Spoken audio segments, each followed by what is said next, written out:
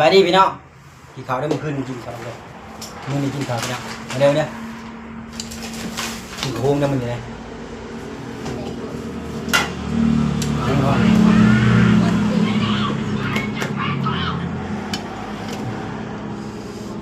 ตักพี่น้องเลยข้าวพี่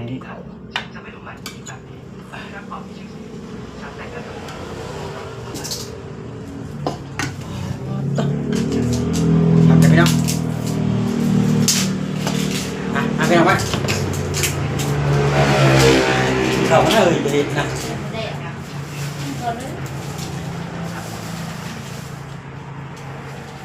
เป็นดูกินนอนเขานอนเขาเย็นกินเองก็ได้ปลาทอดพี่น้องโอ้ยไอ้ถึงทวนเลยนะครับกับวุ้งมวยใหม่พี่น้องแซ่บๆกันพี่น้องเด้อผู้ใดเข้ามากะติดตามพี่น้องเด้อฝากกดแชร์กดไลค์ฝากเป็นกำลังใจนะพี่น้องมาบ่ยังนะครับกินเลยพี่น้องนะข้าวไปพี่น้อง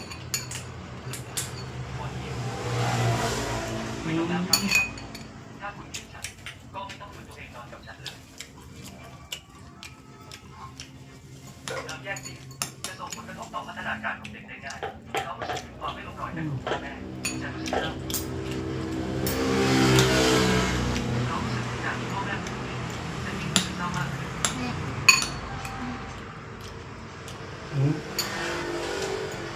ฉันกำลังทำอะไร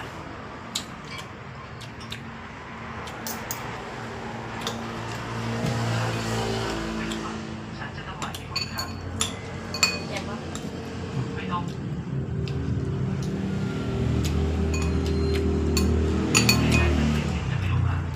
แซ่บพี่น้อง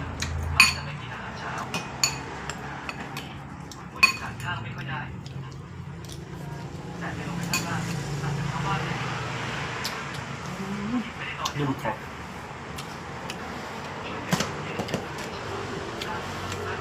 พี่น้อง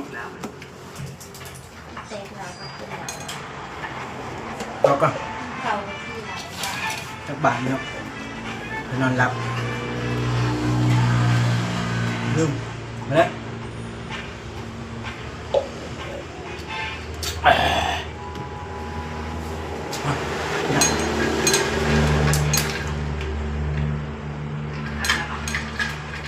นี่เลย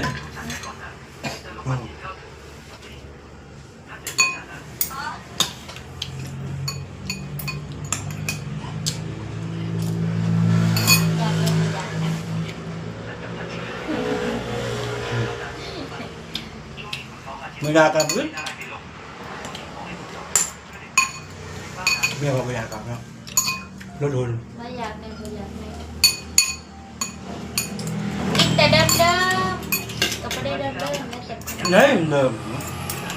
มันอยากมีหัวจับพัดเกี่ยวแล้วไงพัดจะน้ำมันนี่พัดจะปลาหมึกต้องแต้มแต่จะเดิม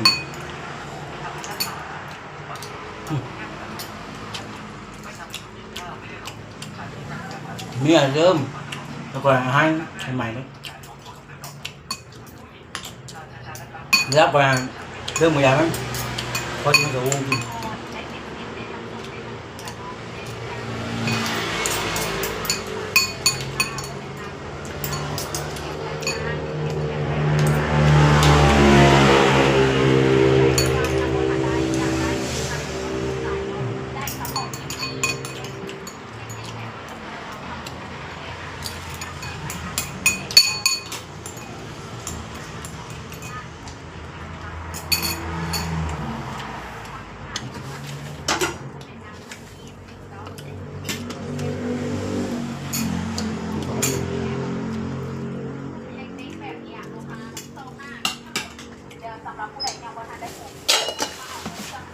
เอาห้อง